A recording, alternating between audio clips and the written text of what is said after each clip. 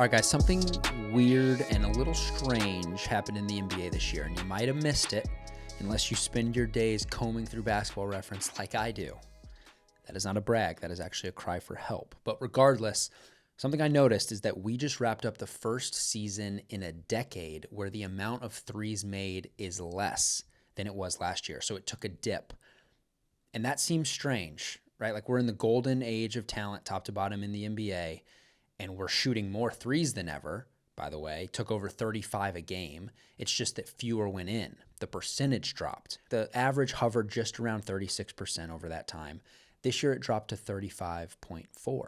And my first thought was, okay, more guys are shooting threes. To take over 35 a game means that teams are just launching. So inevitably, guys who probably shouldn't be shooting threes are shooting threes. Therefore, maybe the percentage dropped across the league because of that. And that would make a quick, easy story and say, hey, this is just an interesting observation. Here you go. But actually, if you look at the high volume shooters and the guys leading in percentage, so the guys who are doing most of the three-point shooting, their numbers actually drop more significantly from last year. The gap widens and the story gets a little bit more interesting. So I want to get into all of that data. I'm going to throw a bunch of numbers at you. And then I have some hypotheses as to what might be going on, what might be happening. I don't know what the answer is. I think maybe it could be a combination of a few things, but I'll let you guys decide. I'm just here to lay out the facts. So let me just provide a little context. Over this span of a decade, here's how many threes are attempted per game from 2012. In 2012, teams were taking 18.4 threes per game on average. And then it just started ramping up like a roller coaster, like the Mamba, which is a Kansas City reference for those of you that don't get it. Great roller coaster. And it takes you up real high. So we go from 18.4 to 20, 21.5, 22.5, 24, 27, 29, 32, 34, 34.5, over 35 this year. So in 10 years, we effectively double from 18 threes a game to 35 threes a game. The three-point revolution, right? Like we're just launching those things. And this is just based on simple math, right? Like the NBA is prioritizing 3 over 2 because mid-range shots go in about 40% of the time and are worth 2 points, meaning they're worth 0.8 points per attempt. Threes go in 35, 36% of the time and are worth 3 points, meaning they're worth over a point per attempt. And so NBA offenses are just following this data, following this math, and saying, yeah, we'll trade those mid-range shots for threes. Sorry, DeMar DeRozan, you make the mid-range look like poetry. It's beautiful. I tear up a little bit every time you take a shot. But the math is telling me that I'd rather you take 5 steps back and launch a 3. And that explains how a guy like Darius Bazley shoots 4 threes a game this past season, makes under 30% of them. I'm going to go out on a limb and say 10 years ago, he probably wouldn't have had the freedom to take 4 threes a game, but he's an example of the modern NBA and the shots that they're prioritizing. He's also in Oklahoma City, and so maybe somewhere else he wouldn't be shooting 4 threes a game, but the point is that's happening across the NBA. So that could explain how the league average would be down, right? More guys are shooting threes, including guys that probably shouldn't be, so less shots are going in total. But again, you look at the top end shooters, the guys leading in percentage and attempts, their numbers are even lower this year compared to last. Let's start with the guys leading in three-point percentage. So the top 25 guys who are making threes at the highest rate. And these are qualifying guys, so you can't go 6 for 8 on the year and make it into this group. These are high enough volume, but leading in three-point percentage. Luke Kennard leads this group. He shot about 6 threes a game this year, shot 45%, which is incredibly good. That group collectively, top 25, shot 41.5% from 3 this year, which makes sense. They're all very good shooters. Anything above 40 is considered elite, so this group together is elite.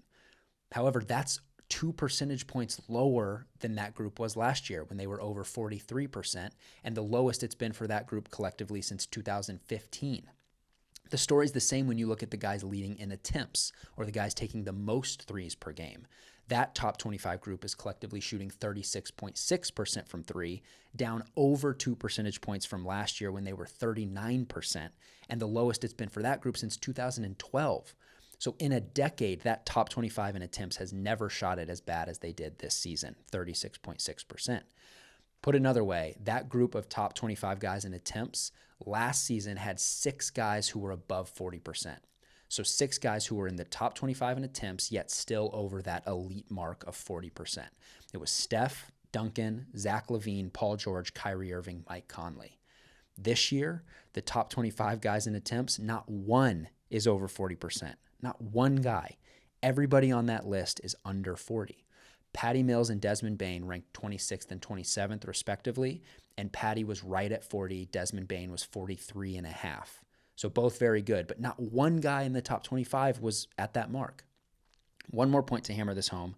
The Miami Heat led the NBA in three-point shooting this year at 37.9%, which is very good, but last year would have ranked 8th and far behind the Clippers, who shot 41%. The year before it would have ranked 2nd, and the year before that it would have ranked 4th. So shooting is down every which way you look at it. It's not just league-wide because more guys are shooting threes. It's not just the guys leading in attempts because maybe it's the wrong guys leading in attempts. It's not just the guys leading in three-point percentage, and it's not just at a team level. Any way you look at the data, three-point shooting took a hit this year. So what's going on? Davis, explain it to me, please. I want shots to go in. I do too. I feel you. I don't know what the answer is, but I do have 4 working theories that I want to explore. The first one is that maybe this is just an anomaly. Shooting fluctuates every year. The numbers dip a little bit. And again, these aren't all-time lows, but it's as low as we've seen in a decade, as low as we've seen in 6-7 years in some of these categories. But maybe it's just an anomaly. Maybe I'm overthinking it. Maybe nothing matters. This feels like a lazy take and it's boring and it doesn't make for an interesting breakdown. So I'm going to move on, but it's important to float it out. That's theory number 1. Theory number 2 is that maybe shooting is regressing. Maybe we've seen the pinnacle of the three-point era. Maybe taking 35-ish threes is the cap. Maybe making 12-ish threes is the cap. Maybe this generation of NBA players spends too much time on TikTok. Maybe they spend too much time playing video games or podcasting. Maybe we'll never see the levels of 2021 shooting again. Maybe that was an all-time high year because it was a high year. But this also seems boring and lazy, and it could be the case. I'm trying to cover all the bases here, but I don't think it's the answer. So let's move on. Our next partner has a product that I have told you guys repeatedly, and I mean it, I use every day. Athletic Greens. I take AG1 because it gives me the kick I need in the morning. It's got everything I need. I don't waste any time. I simply mix it with a cup of water, guzzle it down to start the day before I eat anything else, and all of a sudden, my day is way more likely to be fantastic because I now know I've taken care of my gut health. I'm going to have more energy. I'm going to optimize my immune system, and I don't have to take pills or vitamins. Actually, when I was a kid, I couldn't swallow pills or vitamins. I had to try to crush them up, put them in my applesauce. I'm not 100% sure that I could swallow pills regularly now if I needed to. With AG1, I don't have to worry about it. I just mix it in a glass of water. It tastes delicious, and I can drink it right down. It's like I'm just having a nice treat in the morning. I've actually let it sort of replace my coffee. I didn't love that I was developing a little bit of a coffee dependency, and I'm telling you, the Athletic Greens has sort of taken away that urge too, because I'm now starting my morning with AG1 instead of a cup of coffee. And then by the time that I've finished it, I'm good to go. My day has started. And I've absorbed 75 high-quality vitamins, minerals, whole food source superfoods, probiotics, and adaptogens to make sure that my day started right. So check this out. If you're interested in checking out AG1 Athletic Greens, we're going to make it easy for you because they're going to give you a free 1-year supply of immune-supporting vitamin D and 5 free travel packs with your first purchase. All you have to do is visit athleticgreens.com/longshot. Again, that's athleticgreens.com/longshot to take ownership over your health and pick up the ultimate daily nutritional insurance. I've told you guys this before, but it is worth mentioning again. When I was rocking a suit on my wedding day, it was Indochino. And let me tell you, I don't know if I ever felt sexier. It fit me perfectly because that's what they do. It's custom fit. I remember walking into the shop in Kansas City. They gave me the full experience. It smelled good in there. They had all the materials laid out for me, all the different colors. I got to hand make my suit. It's like, what more can you ask for? And here's the thing. They don't just do suits. They do casual wear. They do nice pants. They do nice shirts. They've got accessories. Everything you need to feel your best. And I'm telling you, I can't stress it enough. It was like this thing was painted on me. I got the exact color I wanted. It felt comfortable. It was lightweight. I got married in August, so it's very hot in Kansas City in August, but this thing kept me cool and I looked cool. So it was like, what more can you ask for? If you've got a big day coming up, getting the perfect look is no big deal with Indochino. Get $50 off any purchase of $3.99 or more by using promo code LS at Indochino.com. That's $50 off a purchase of $3.99 or more at Indochino.com. Promo code LS. Theory number 3 is that maybe defenses are adjusting. And I want to use an NFL example here. Patrick Mahomes came into the league in 2018, broke everyone's brain. The Kansas City Chiefs just rolled people offensively, and he took the previously cursed franchise to an AFC championship in his first year, which they should have won if D4 didn't go offsides. Then a Super Bowl victory, then a Super Bowl appearance where we lost to Brady. What can you do? And then another AFC championship in his first 4 years. And people were like, oh my God, is this guy the greatest ever? And he still might be, but this past season was tough for him. Defenses started to figure things out. They started to drop more guys into coverage. They started to give different looks. They took away his deep threat. And as a result of it, he had his worst quarterback rating of his career this past year. And that makes sense, right? Like, these coaches are paid millions of dollars to figure out how to slow down the best guys. Maybe the NBA is just the same. The three-point revolution has been upon us. Teams are prioritizing 3 over 2 more than ever. So maybe coaches are starting to figure out ways to take away good shooters from getting good looks, the same way that NFL defenses found out how to take away Tyreek Hill and sometimes Travis Kelce, although not as often because he's a beast. Maybe the NBA defenses are working the same way. I want to use one more example of adjusting and adapting because I think it's incredibly relevant, and that's the story of the North American banana slug. For those of you that don't know, the North American banana slug developed the ability to release this slime whenever a predator tries to eat it. So what happens is it gets so hard for the predator to swallow the slug with this slime that they end up just spitting it back up, and the slug gets to scoot away and live its life on, which is a pretty awesome superpower.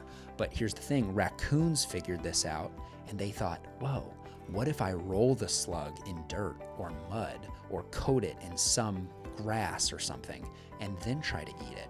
Not only is it way more delicious, but I can now get it down. The slug can't release this slime. And so now raccoons are just going around guzzling down these banana slugs. And that's a beautiful story of evolution and adapting. Maybe the NBA evolves in the same way. Just as raccoons figured out how to eat banana slugs, maybe NBA defenses have found their proverbial dirt on how to cover three-point shooters.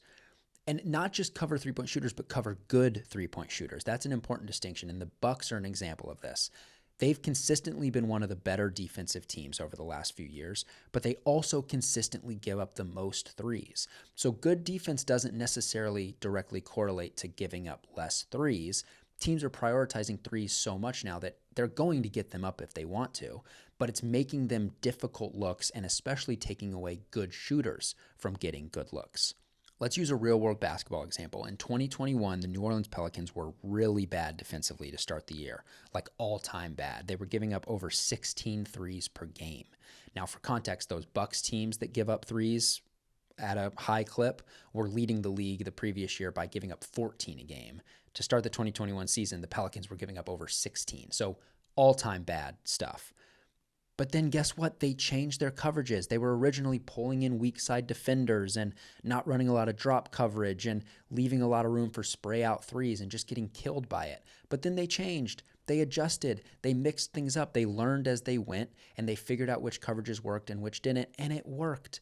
Teams stopped shooting at such a high clip. The three-point percentage of their opponents went from like 40% to 36, 37, and they ended up finishing the season just giving up over 13 threes per game, which is still bad, but not as many as the Bucks and not all-time terrible. So maybe that's just what we're seeing. Maybe coaches have figured out which coverages work and which don't, and now it's making it harder for teams to get good three-point looks and make threes at the same rate. This concludes theory number 3. Theory number 4 is that maybe this has nothing to do with defense. Maybe it's not an anomaly, and maybe shooting isn't regressing. But maybe instead we can blame everything on that one thing that no one really wants to talk about, or maybe isn't allowed to talk about. I don't know about the powers that be. But in case you missed it, the thing that guys are shooting changed this year, and players weren't that subtle about their gripes at the beginning of the season. CJ McCollum mentioned that players were still adjusting. It was going to take some time. Devin Booker mentioned that the balls felt inconsistent game to game. Paul George said the Wilson ball doesn't have the same feel, the same softness. He also mentioned we should expect to see a lot of bad misses. And Joel Embiid aired his frustrations early in the season at a post-game press conference, saying he still wasn't comfortable with the ball. The NBA's response has been to point out that it's difficult to compare numbers year on year. It's hard to say that shooting has changed. And while that's true, there is fluctuation in data regardless. It feels a little bit like them trying to avoid the conversation. I mean, changing the ball is a huge deal. Anybody who plays the game at a high level will tell you that feel and touch matter, and they matter a lot. And this isn't meant to be an excuse. Everybody's playing with the same ball, so it's not like it gives anyone an unfair advantage. But if we're comparing numbers year on year, as we do, or as I do, maybe I'm the only one doing it, and you notice that things have taken a dip, it makes sense that maybe the year that you changed the ball, that could be the culprit. So this concludes theory number 4.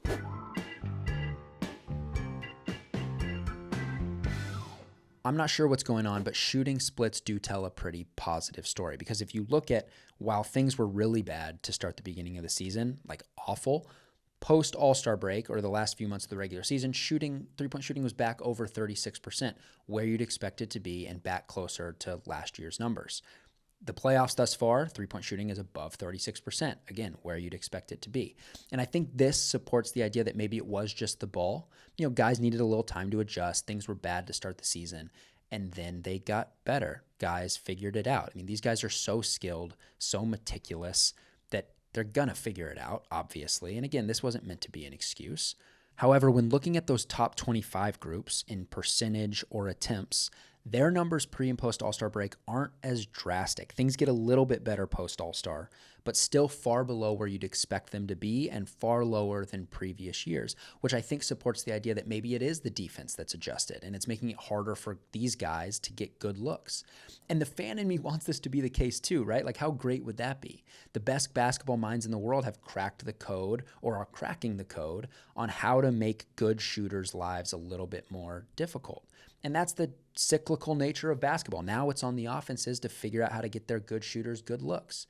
It could be a little bit of a hybrid of both, right? Like maybe the ball made a little bit of a difference, but defenses have also adjusted. But it also could be theory number 2. Maybe shooting is regressing. Maybe we'll never see the levels of 2021 again. It could be theory number 1. Maybe this is an anomaly and it's nothing at all.